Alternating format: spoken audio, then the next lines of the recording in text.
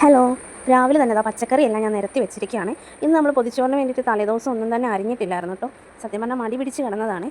അതുകൊണ്ട് രാവിലെ എണീറ്റിട്ടാണ് എല്ലാം ചെയ്യാൻ തുടങ്ങിയത്. അപ്പോൾ രാവിലെ തന്നെ ഏത്തയ്ക്കാപ്പഴം വെച്ചിട്ട് ഞാനൊരു മധുരപ്പച്ചടി ഉണ്ടാക്കി. പിന്നെ നമ്മൾ ഉരുളക്കിഴങ്ങ് മെഴുക്കുവരട്ടിയാണ് ഉണ്ടാക്കിയത്. നമ്മുടെ ഇന്നത്തെ പൊതിച്ചോറിൽ തോരൻ നമ്മളങ്ങ് ഒഴിവാക്കി കേട്ടോ. ഇന്നെല്ലാം പെട്ടെന്ന് ഉണ്ടാക്കാൻ പറ്റുന്ന രീതിയിലുള്ള കറികളാണ് ചൂസ് ചെയ്തത്. അതുകൂടാതെ നമുക്ക് വറുക്കാനുള്ള മീനുകളെല്ലാം കൂടി ഞാൻ മസാല പുരട്ടി വെച്ചു കേട്ടോ.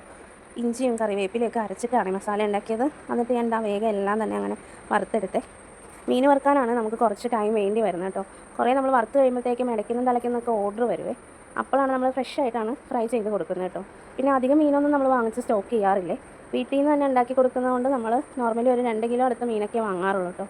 അപ്പോൾ ഇതാ നമ്മുടെ കറികളൊക്കെ റെഡിയായി. ഉരുളക്കിഴങ്ങ് മെഴുക്ക് പുരട്ടി, പഴം വെച്ചിട്ടുള്ള പച്ചടി, പിന്നെ ഇതാ നമ്മുടെ പതിവ് പോലെ തന്നെ ഉള്ളിയും മുളകും കൂടി വെച്ചിട്ടുള്ള ചമ്മന്തിയും മാങ്ങാച്ചാറും ഉണ്ടായിരുന്നേ.